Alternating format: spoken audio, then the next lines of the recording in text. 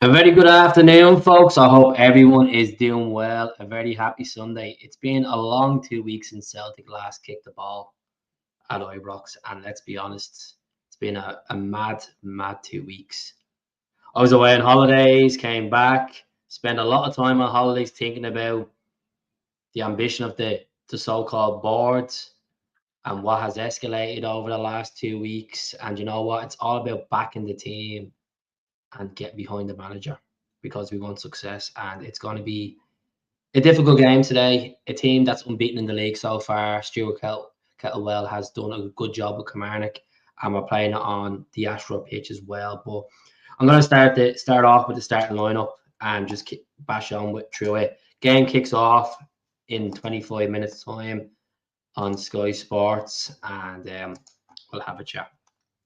So Schmeichel in goal, Carter Vickers, Scales, Srirachi left back for Tierney. Tierney's on the bench. Donovan, McGregor, Negrin, Tate, Taneki, Balakwisha, and Maeda up front. So we all know the situation with Days and Maeda. Maeda wanted to leave in the last window. There was a couple of offers for Maeda from clubs in England and Germany, and they blocked the move. So he came out and openly admitted it to the Japanese press that he wanted to move away from Celtic. But he said he's going to try his hardest and give the best he can for the club. So strange words, but look, as much as there's a cloud over the club with regards to the board, it's about the fans uniting together against this board. And I know there's fans that are on the podcast and there's fans in the comments that keep saying back the team. Let's put into perspective. A lot of fans, over 400 CSC signed that open letter. There's over 60 Celtic fan media pages and podcasts that signed that. There's big organisations that signed that signature. And yet the fans won't be in attendance for the first 12 minutes of the game today. But it doesn't mean that people are saying bad things about these fans. These are phenomenal fans. They want the best for the team and they want to see a bit of ambition from the board because the board have not answered the questions that were thrown at them 2 weeks ago. Instead, they bring out a pathetic statement blaming stability, financial climate we're in, all this crap, which we're not buying into. So today's about getting the job done at Rugby Park. It's about getting the 3 points. And it's going to be hard. It really is going to be hard. I think both teams will score today. I'm going to fancy 2-1. Look, I'm delighted, obviously, Taneki's is making his debut. Balakwisha, this is his second game in a Celtic shirt. He obviously made his debut at Ibrox. Negrin playing in that midfield role. I prefer Negrin as a winger. Some people would disagree and say he's better as a midfielder, just behind the striker. It'll all go down today. It's a big game as well for Kobe Donovan. Obviously, with Anthony Ralston being out injured, he's in a version of a moon boot, I heard. And then Alistair Johnson out until around December. So big game today. Srirachi, we've seen glimpse of him when he came on at Ibrox. Scale starts today. Didn't really get minutes for Ireland over the two games against Armenia and against Hungary. Carter Vickers, he trained with the team all week. He wasn't a part of the US squad. Pochettino didn't pick him.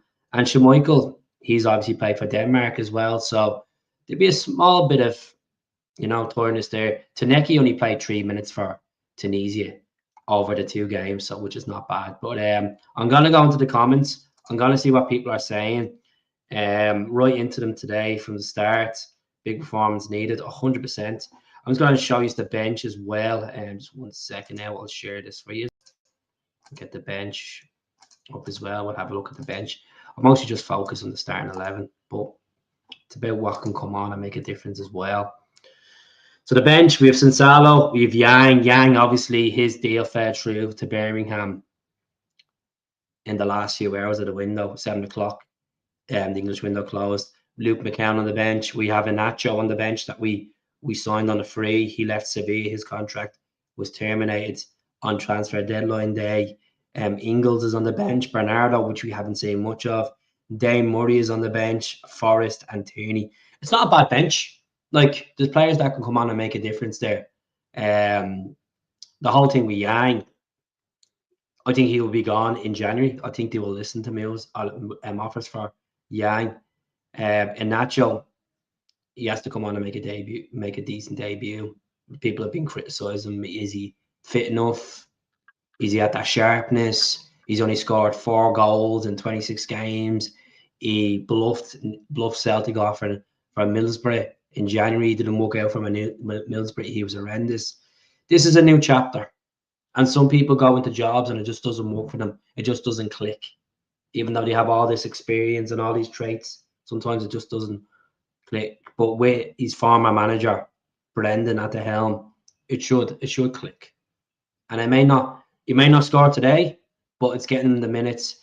Someone that's on that pitch is well capable of scoring, like a Balawisha, like a Taneki, like a Maeda, like a Negrin, like a Tate, even one of our defenders coming up, getting onto the corner. Nice delivery from Negrin.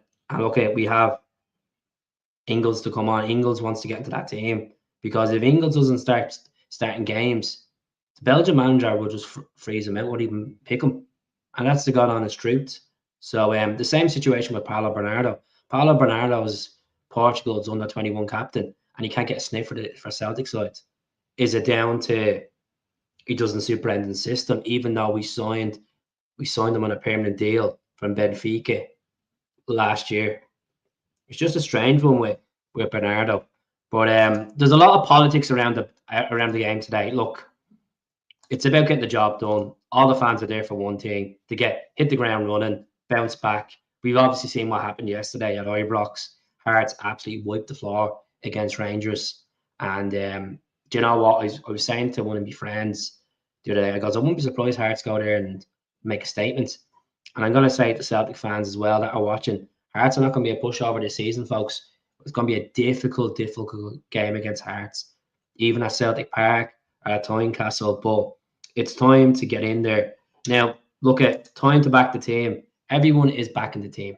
There's no dispute. No one is back. No one is feeling like they're neglecting the team or the support. It's that communication level between the board and the fans. With fan media, with the open letter, the way that they presented ourselves. Like if they actually gave a fuck about the fans, they would have done even a video on Celtic TV. Celtic TV. And as I said, I feel sorry for Brendan, but Brendan needs to get his tactics right today as well. And we've seen in the past, he's went to Rugby Park and he's failed in the League Cup. And we don't want something like that today. We want to go out, make a statement, show why we're champions, get a few goals, blow them out of water. But after the international break, some teams just come out flying or some teams come out sluggish. And certainly we don't want that tippy-tappy football shite that we see on Ibrox or against Matty.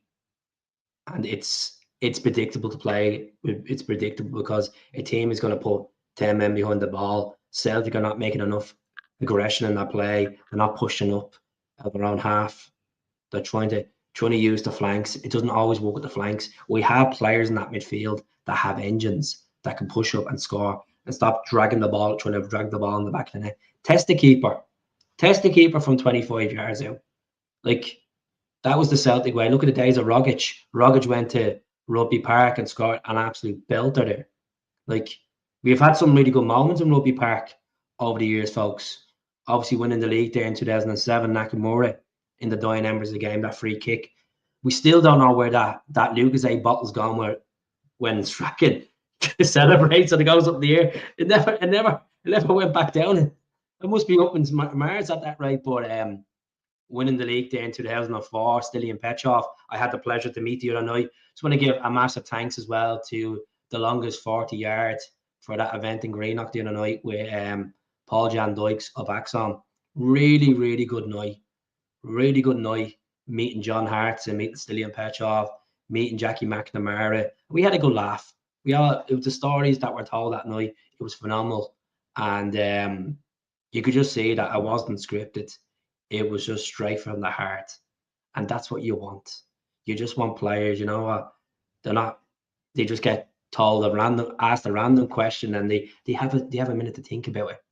It's not like it's scripted like certain shows. And I loved it. I absolutely loved it. Unbelievable. I got that. Yeah, I got that top. It's about that. But the only thing is, I woke up this morning and there's a mark on it. There's a mark there. So I'm gonna have to get a vanish. I don't know what's gonna vanish quicker, Rangers Football Club or that mark, because I'm gonna put a pound on them to be relegated for the laugh, for the absolute laugh. I was I went on a long walk yesterday, folks. I'm in Dublin at the moment. I went on a long walk yesterday. I walked 25 kilometers yesterday. I was out all day. I was walking. I walked 34,000 steps yesterday, which is nearly the equivalent of around 25,000 K, right? And I rang a friend of mine who's a Sefco fan at full time. And I rang him. I was like, put a pound on you to be relegated at this rate because you are fucking horrendous. You are brutal. And they're all saying, oh, we wanted that performance so we can get him out the door. So you want your team to lose. You want your team to lose. But that's how sad state of affairs it is over at Ibrox. But look, our boys need to go out. Callum McGregor needs to go out and show why he is the captain. Show why he's the captain at the end of the day. Get that engine, get that box-to-box midfielder, because he was absolutely brutal at Ibrox. His attention levels, you've seen he kept the ball away towards the end. And I love McGregor. I think he's absolutely outstanding. He's outstanding, but he's not a defensive midfielder. He is an attacking midfielder. I would drop a Tate in and push McGregor up. Give him that. We've seen it last season. He's got over 10 goals last season from outside the box and stuff. We need to see more of that from McGregor, definitely, because we haven't replaced Kiln. We haven't replaced Kyogo. We've let Ida's gone now. Ida's in the past.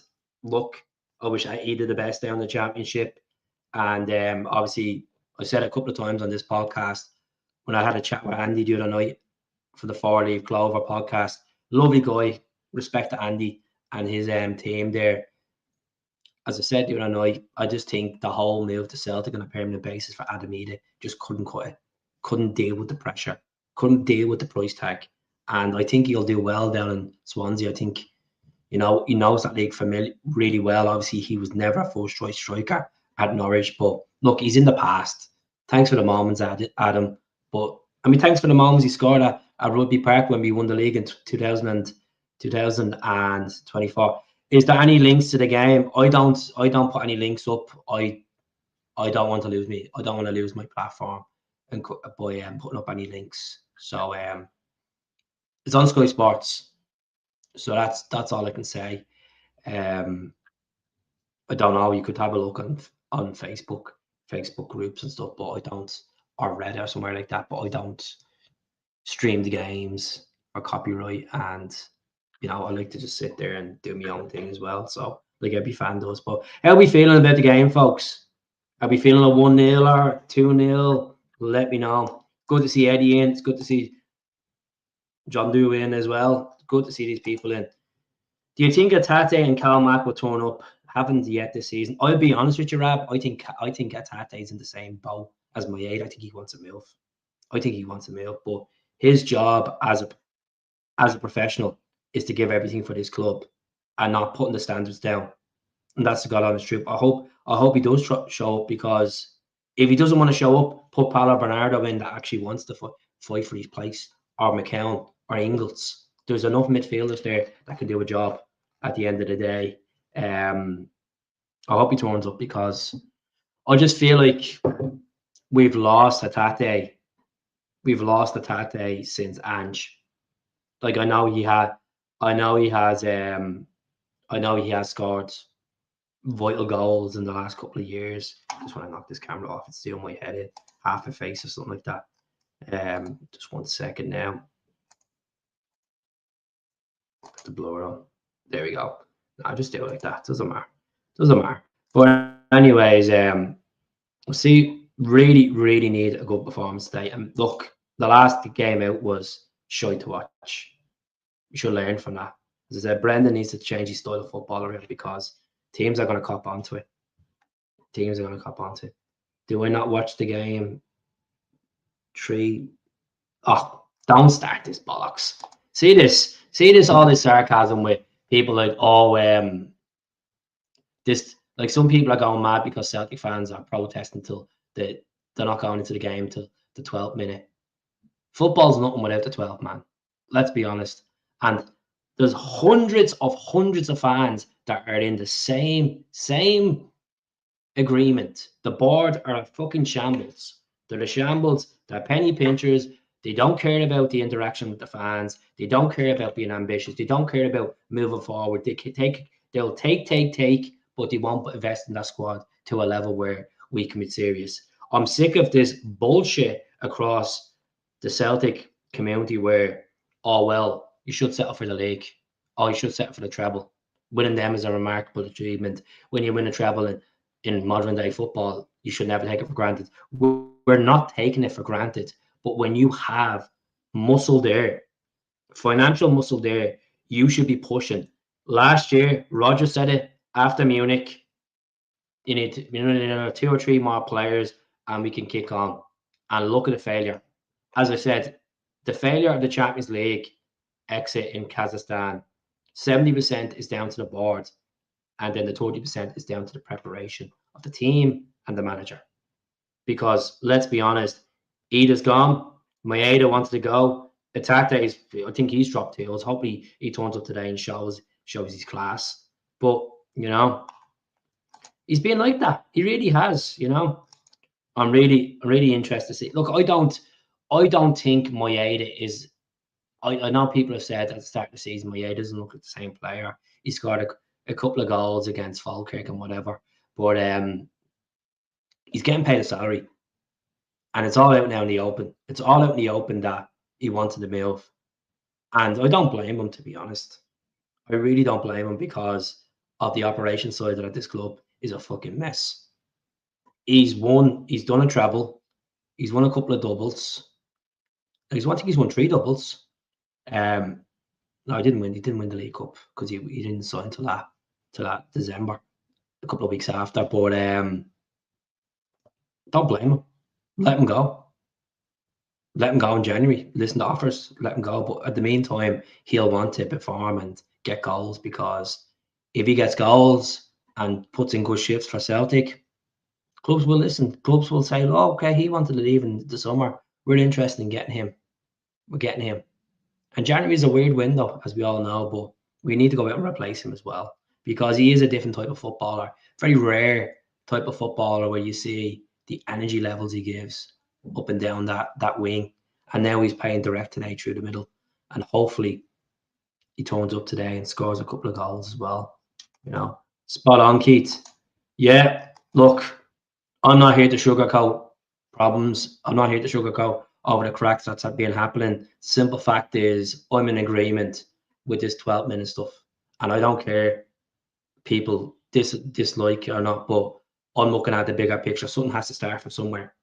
Somewhere you have to start. And if the next step is a boycott of Europa League games or certain matches or protests outside, I don't think people realise the bigger extent of this, what Celtic fans are trying to achieve here. You have to make some sort. So this is what happens when you go out, when you try something different, people will oppose to you and they will criticize you and they will not like what you do.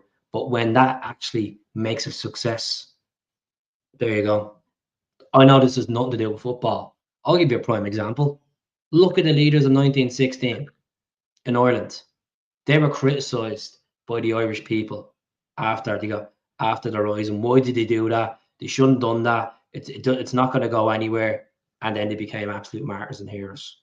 You have to sometimes do stuff, and rebel against this board is the best thing to do. Rebel against it. It means that there's pressure on there. A lot of fans know how much Michael Nicholson's on a year. A lot of people know how much Chris McCoy's on a year. A lot of people know how much Dermot Desmond is receiving, just a general salary, because he's a shareholder, majority shareholder. So every organization, the Celtic Trust, the American Celtic Association, to the Irish Celtic Supporters Association, to every single YouTuber that signed that, and fan media, and every CSC that signed that. You should be on it, looking to yourself and say, you know what, fair dues to them. They're not being glory hunted. They want the best for their club. They want the best for their club, like you want the best. They're fans. They invest in a lot, in a high amount, hundreds, thousands. They have supporter buses. They do supporter nights to fundraise. They do all these events because they love the club. They love the club. And before the game kicks off in 5 minutes' time, did I sit in Santa Ponza for a week and try to enjoy having a sex on the beach or a Estrella and not forget about Celtic? I could not forget about Celtic. I could not forget about it. It drilled me all week from the transfer window on the Monday through even that performance on the Sunday. I'm like, something needs to change. The manager has to change his tactics. We need to start getting that free flowing football like the first time around where we smash teams. On top of that, there needs to be a dialogue between the supporters and the board,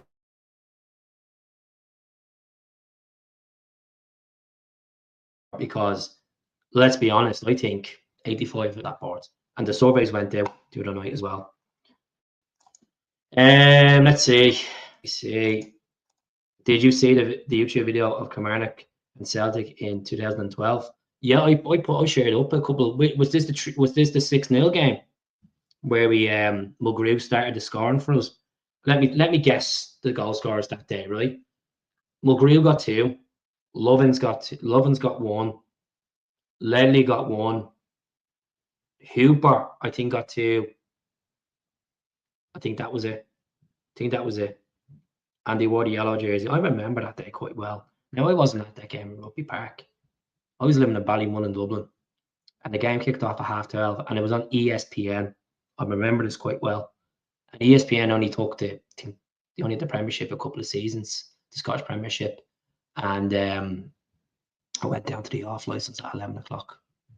Case of Budweiser, big case of Budweiser, and fuck me, boy, full time. I had about 14 bottles down me of Budweiser, and I'll tell you, that was a title celebration. Went out in Dublin, party that night. You know, I was that proud of Celtic winning it. Actually wore my yellow jersey and all out. Had Lennon on the back of it, because obviously Lenny was the manager then. But yeah, really good times. And look at Rugby Park has been a good fortress for Celtic, and I know they're in the process of lifting that. They're going to be taking that pitch up and hopefully having the grass down in the near future. But I'm going to go for 2-1 today. I'm going to fancy Moyeda to score. I'm going to fancy Balikwish to score. Taneki to get assists, and Atate to get assists. Look, it's all about making statement. I'm gonna leave the live. I'm gonna watch the game. I'll come back on at half time and hopefully see a positive result. And I don't want people moaning on the channel about, oh, the 12-minute things are shambles. Oh, the 12-minute thing. What fucking matters is them fans are there. They're paying the money. That's what matters. They're going to be there for the rest of the game, and they're going to keep screaming. And I hope they keep screaming, sack the fucking board, to be honest. As I said, I know people look at it as, oh, green tints on. Oh, we're in green. We're doing good. We're doing this. We're doing that. Mate, wake up. You want to fucking be better than this. You need a bit more quality in. And see all this talk of, will Brendan sign a new deal? If I was Brendan, not a chance. I'd be gone. See the end of the season, I'd be gone. I wouldn't bother dealing with them, with that shower. I really wouldn't, because honestly, they don't have the same ambition as fans. They will sit there, they will take everything. Hello over in Toronto. Hope you're doing well. But I'm going to jump off. I'll be back at halftime. I'm going to watch the game. Hail, 2-1 Celtic.